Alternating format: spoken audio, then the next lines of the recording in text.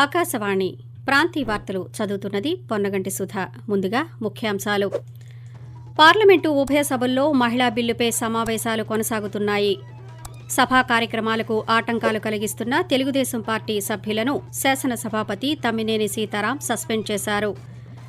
AP skill development కేసులో Telugu Desam party అధినేత Nara Chandrababu Naidu CID custody పిటిషన్పై తీర్పును విజయవాడ ఏసీబీ కోర్టు రేపటికి వాయిదా వేసింది.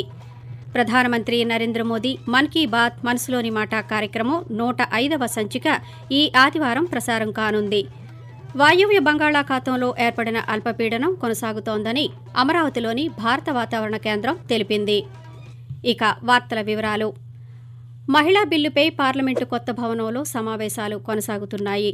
రాజ్యసభలో మహిళా బిల్లుపై జరిగిన చర్చలో భాగంగా రాజ్యసభ, రాష్ట్రాల శాసన మండళ్లలో కూడా మహిళలకు 33% రిజర్వేషన్ కల్పించాలని వైఎస్సార్ కాంగ్రెస్ పార్టీ రాజ్యసభ సభ్యులు వి విజయసాయిరెడ్డి కేంద్ర ప్రభుత్వానికి విజ్ఞప్తి చేశారు.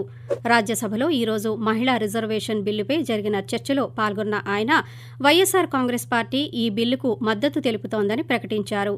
రాజ్యసభ, శాసన మండళ్లలోనూ మహిళలకు రిజర్వేషన్లు కల్పించే విధంగా రాజ్యాంగంలోని ఆర్టికల్ 80, 171లను సవరించాలని న్యాయశాఖ మంత్రిని కోరారు. చట్టసభల్లో మహిళలకు రిజర్వేషన్ కల్పించే దిశగా సెప్టెంబర్ మాసాన్ని మహిళా మాసంగా ప్రకటించాలని ఆయన అన్నారు.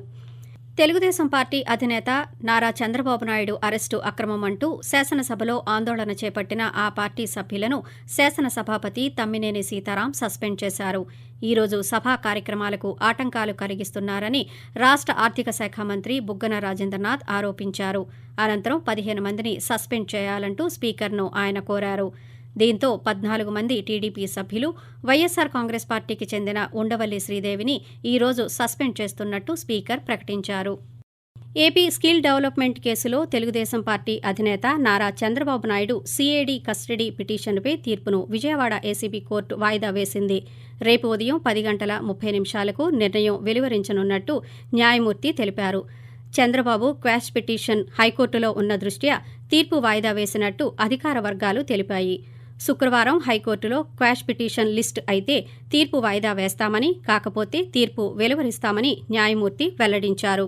ప్రధానమంత్రి నరేంద్ర మోదీ తన మనసులోని భావాలను ఆకాశవాణి ద్వారా దేశ ప్రజలతో పంచుకునే మన్ కీ బాత్ మనసులోని మాట కార్యక్రమం 105వ సంచిక ఈ నెల 24వ తేదీన ప్రసారం కానుంది. ఈ కార్యక్రమం ఆకాశవాణి, దూరదర్శన్ నెట్వర్క్ అంతటా ప్రసారం అవుతుంది. మన్ కీ బాత్ కార్యక్రమానికి ప్రజలు తమ సూచనలు, సలహాలను అందజేయాలని ప్రధానమంత్రి కోరారు. ప్రజలు తమ స్వర సందేశాలను 18001178000 అనే నంబరుకు ఈ నెల 22వ తేదీ వరకు పంపించవచ్చు. వాయువ్య బంగాళాఖాతంలో ఏర్పడిన అల్పపీడనం కొనసాగుతోంది. ఈ అల్పపీడనానికి అనుబంధంగా ఉపరితల ఆవర్తనం ఆవరించి ఉన్నట్టు అమరావతిలోని భారత వాతావరణ కేంద్రం తెలిపింది. దీని ప్రభావంతో రాష్ట్ర వ్యాప్తంగా పలు జిల్లాల్లో భారీ వర్షాలు కురిసే అవకాశం ఉందని, ఆయా ప్రాంతాల ప్రజలు అప్రమత్తంగా ఉండాలని వెల్లడించింది. ఉత్తర కోస్తా ఆంధ్రాలో ఉరుములు, మెరుపులతో కూడిన వర్షాలు కురిసే అవకాశం ఉందని అధికారులు తెలిపారు. ప్రధానమంత్రి నరేంద్ర మోదీ 5 రోజుల క్రితం ప్రారంభించిన విశ్వకర్మ పథకానికి తిరుపతి జిల్లాలో అపూర్వ స్పందన లభిస్తోందని జిల్లా పరిశ్రమల శాఖ జనరల్ మేనేజర్ ప్రతాప్ అన్నారు. దేశ ఆర్థిక వ్యవస్థకు చేతివృత్తుల సహకారం ఎంతో కీలకమన్నారు. వ్యవసాయ రంగం తర్వాత చేతివృత్తుల రంగం అతిపెద్దదని, ఈ పథకం అమలుతో చేతివృత్తులకు పూర్వ వైభవం తీసుకువచ్చేందుకు అవకాశం ఉంటుందన్నారు. భారతదేశ చరిత్రలో కనీ విని ఎరుగని రీతిలో హస్తకళల ఉత్పత్తులు గణనీయంగా పెరుగుతాయని ఆయన పేర్కొన్నారు. ఆకాశవాణి ప్రాంతీయ వార్తలు వింటున్నారు. దేశాన్ని ప్రేమించటమే గురజాడకు నిజమైన నివాళి అని గురజాడ అప్పారావు ఆలోచన విధానం నేటి తరానికి స్ఫూర్తి సందేశమని శ్రీకాకుళం జిల్లా గురజాడ అధ్యయన వేదిక కన్వీనర్ డాక్టర్ జామి భీమశంకర్రావు అన్నారు. శ్రీకాకుళంలో గురజాడ జయంతి వేడుకల సందర్భంగా ఆయన మాట్లాడుతూ గురజాడ ఇచ్చిన నినాదాన్ని ప్రతి ఒక్కరూ ఆచరించాలని అన్నారు. ఈరోజు గురజాడ అప్పారావు 161వ జయంతిని పురస్కరించుకుని విజయనగరం జిల్లా కలెక్టర్ నాగలక్ష్మి మాట్లాడుతూ గురజాడ రచనలు అజరామరమని కొనియాడారు. అలాగే ఆంధ్ర విశ్వ కళా పరిషత్ తెలుగు విభాగం ఆధ్వర్యంలో గురజాడ వెంకట అప్పారావు జయంతి వేడుకలను ఘనంగా నిర్వహించారు. గురజాడ అప్పారావు చిత్రపటానికి పలువురు పూలమాలలు వేసి నివాళులర్పించారు. పలు రంగాల్లో స్వయం సమృద్ధి, సాధికారతను సాధిస్తున్న మహిళలకు దేశ భవిష్యత్తును నిర్ణయించే చట్టసభల్లో కూడా ప్రాధాన్యత ఇవ్వటం పట్ల గుంటూరు వాసులు హర్షం వ్యక్తం చేస్తున్నారు.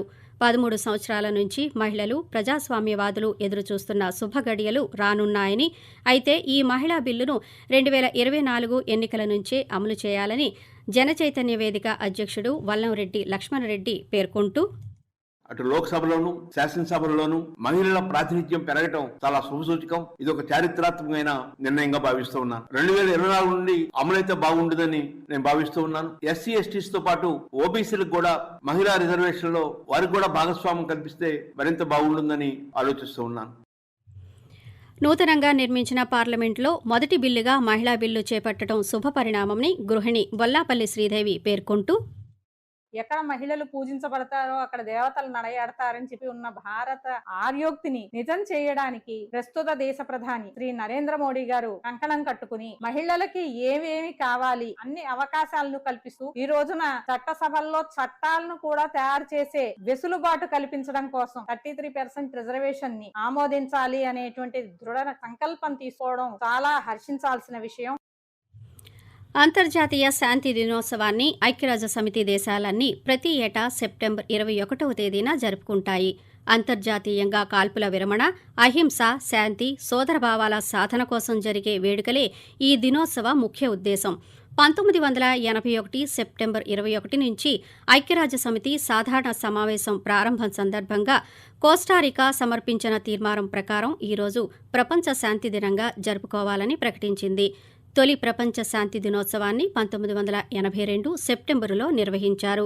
2002లో ఐక్యరాజ్యసమితి జనరల్ అసెంబ్లీ సెప్టెంబర్ 21వ తేదీని అంతర్జాతీయ శాంతి దినోత్సవ నిర్వహణకు శాశ్వత తేదీగా ప్రకటించింది. కాగా కపోతాలు ఎగరవేసి శాంతి పట్ల తమకు గల విశ్వాసాన్ని ప్రపంచవ్యాప్తంగా వ్యక్తం చేస్తున్నారు. రాష్ట్ర ప్రభుత్వం ప్రతిష్టాత్మకంగా చేపట్టిన జగనన్న కాలనీల్లో ఇళ్ల నిర్మాణాలు త్వరితగతిన పూర్తి చేయాలని విశాఖ జిల్లా కలెక్టర్ డాక్టర్ ఏ మల్లికార్జున అధికారులను ఆదేశించారు. ఈ రోజు అధికారులతో కలిసి జిల్లాలోని జగనన్న లేఅవుట్లలో ఇళ్ల నిర్మాణంపై సమీక్ష నిర్వహించారు. అనంతరం కలెక్టర్ మాట్లాడుతూ, పని ప్రారంభించిన ప్రతి ఇంటికి బ్యాంకు ఖాతాలు తెరిచి ఆన్లైన్లో అప్డేట్ చేయాలన్నారు. సకాలంలో ఇళ్ల నిర్మాణం పూర్తి అయ్యేలా అధికారులు చర్యలు తీసుకోవాలన్నారు. కాలనీల్లో మంచినీటి కుళాయి సౌకర్యం కల్పించాలని, నిర్మాణ కార్మికుల కొరత సమస్య లేకుండా చూడాలని హౌసింగ్ అధికారులను ఆయన ఆదేశించారు. ఆస్పత్రి వ్యర్థాల నిర్వహణ అత్యంత కీలక ప్రక్రియ అని, ప్రజారోగ్యానికి భంగం కలగకుండా వీటిని జాగ్రత్తగా తరలించాల్సి ఉంటుందని విజయనగరం జిల్లా కలెక్టర్ నాగలక్ష్మి అన్నారు. ఈరోజు బయోమెడికల్ వేస్ట్ మేనేజ్మెంట్పై జిల్లా కాలుష్య నియంత్రణ మండలి ఆధ్వర్యంలో నిర్వహించిన సమావేశంలో ఆమె మాట్లాడుతూ, ప్రైవేటు ఆసుపత్రులతో పాటు ప్రభుత్వ ఆసుపత్రులు వ్యర్థాల నిర్వహణపై దృష్టి సారించాలని అన్నారు. ఆసుపత్రి వ్యర్థాలను బయట వ్యర్థాలతో కలపకూడదని, ప్రతి ఆసుపత్రిలో నిర్దేశిత రంగుల్లో ప్రత్యేక చెత్తబుట్టలను ఏర్పాటు చేసి వ్యర్థాలను వాటిల్లోనే వేయాలని ఆమె సూచించారు. అమరావతి ఇన్నర్ రింగ్ రోడ్డు కేసులో తెలుగుదేశం పార్టీ అధినేత నారా చంద్రబాబు నాయుడు బెయిల్ పిటిషన్పై ఈరోజు హైకోర్టులో విచారణ వాయిదా పడింది.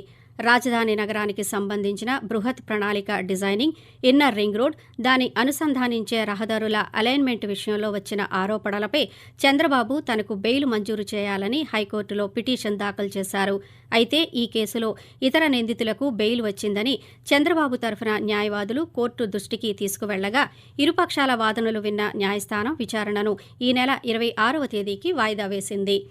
ఆకాశవాణి ప్రాంతీయ వార్తలు ముగించే ముందు ముఖ్యాంశాలు మరోసారి. పార్లమెంటు ఉభయ సభల్లో మహిళా బిల్లుపై సమావేశాలు కొనసాగుతున్నాయి. సభా కార్యక్రమాలకు ఆటంకాలు కలిగిస్తున్న తెలుగుదేశం పార్టీ సభ్యులను శాసనసభాపతి తమ్మినేని సీతారాం సస్పెండ్ చేశారు.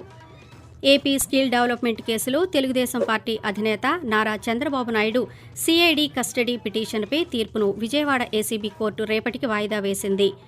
ప్రధానమంత్రి నరేంద్ర మోదీ మన్ కీ బాత్ మనసులోని మాట కార్యక్రమం 105వ సంచిక ఈ ఆదివారం ప్రసారం కానుంది. ఆకాశవాణి ప్రాంతీయ వార్తలు ఇంతటితో సమాప్తం.